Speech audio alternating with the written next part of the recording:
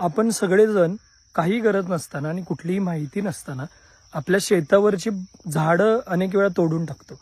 मग ते उंबर असेल किंवा सावर असेल, बाभळी असतील किंवा पूर्वजांनी लावलेले कुठले तरी आंब्याची झाडं असतील. त्याचं एक मुख्य कारण जे सांगितलं जाते म्हणजे आपल्या त्या मोठ्या झाडांची शेतावर सावली पडते आणि त्याच्यातून उत्पादन खूप कमी होतं. पण हेच खरं कारण आहे का? म्हणजे जर आपण आपल्या पूर्वज जे शेती करत होते त्याचा अभ्यास केला तर आपल्याला लक्षात येते की आपल्या शेतात आता प्रति गुंठा जितकं उत्पादन होतंय त्याच्यापेक्षा कितीतरी जास्त उत्पादन आपले पूर्वज घेत होते.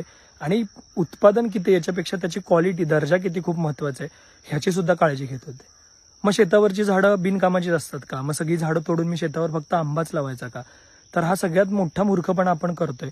मूर्खपणा मी अशासाठी म्हणतोय कारण की आपण झाड तोडताना कुठलाही विचार करत नाही आणि हे झाड लावायला अगदी असंख्य वर्ष लागलेली असतात. तर त्याचे खूप मुख्य 3 फायदे जे मला वाटतात, जे माझ्या गुरूंकडून मी शिकलोय. त्याचा पहिला फायदा असा आहे की अशी झाडं जेव्हा आपल्या शेतावर ठेवतो तेव्हा अशी झाडं अनेक पक्ष्यांची वसतिस्थानं असतात. असे पक्षी त्याच्यावर घरटी करतात, त्याच्यावर बसतात आणि हे पक्षी आपल्या शेतातील कीड खातात. मग आपल्या शेतात आपल्याला कुठलंही रसायन न टाकता सुद्धा आपल्याला खूप चांगल्या प्रकारे कीड करता येते. कारण शेत पक्षाला मी आमंत्रण देण्यासाठी काय करतोय, मधमाशीला मी आमंत्रण देण्यासाठी काय करतोय, हा विचार आपण करत नाही. दुसरा फायदा, जर अशा झाडांना फुलं येत असतील तर ही फुलं मधमाशांना आवडतात किंवा जे पॉलिनेटर्स आहेत, भुंगा आहे, त्याला आवडतात आणि त्यामुळे माझ्या शेताचं पॉलिनेशन व्हायला, पिकांचं पॉलिनेशन व्हायला मदत होते आणि ह्या पॉलिनेशनमुळे माझ्या उत्पादनात वाढ होते. तिसरा फायदा असा की अशी जी मोठी झाडं असतात त्यांची सोटमुळं म्हणजे आधारमुळं जी खूप खोलवर गेलेली असतात आणि खोलवर गेल्यामुळे हे जमिनीतील जे असंख्य खनिज आहेत, जी 16 मूलद्रव्ये जे आपल्या पिकाला आवश्यक असतात, त्याच्यामध्ये नायट्रोजन, फॉस्फेट, NPK आपण म्हणतो आणि बाकीची इतर, ती आपल्या हंगामी पिकातून मिळत नाही. कारण हंगामी पिकाची मुळं जमिनीच्या 6 इंचापेक्षा खोल जात नाहीत, तूर वगैरे सोडता.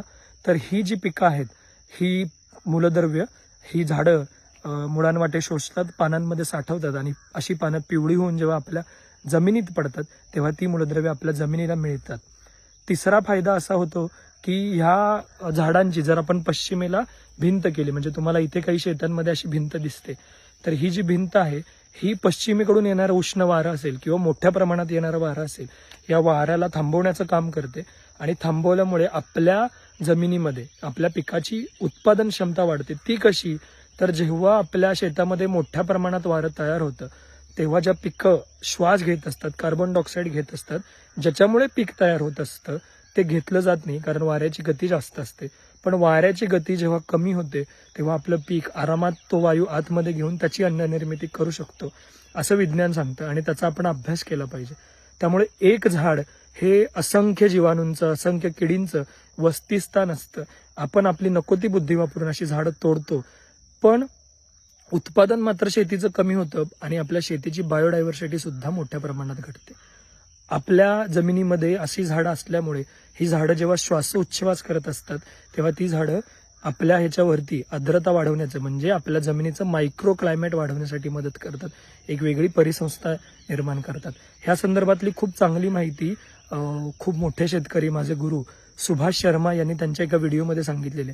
तो युट्यूबवरचा व्हिडिओची लिंक मी टाकतो, ती तुम्ही जरूर बघा आणि आपल्या शेतावरचं झाड तोडताना 100 वेळा विचार करा, कारण की ते झाड आपण लावलेलं नाही आणि ते झाड तोडण्याचा मला अधिकार नाही. सरकार काय करतंय किंवा इतर कोणी काय करतायत यापेक्षा मी माझ्या शेतावरची झाडं वाचवतोय का, हे खूप महत्वाचं आहे.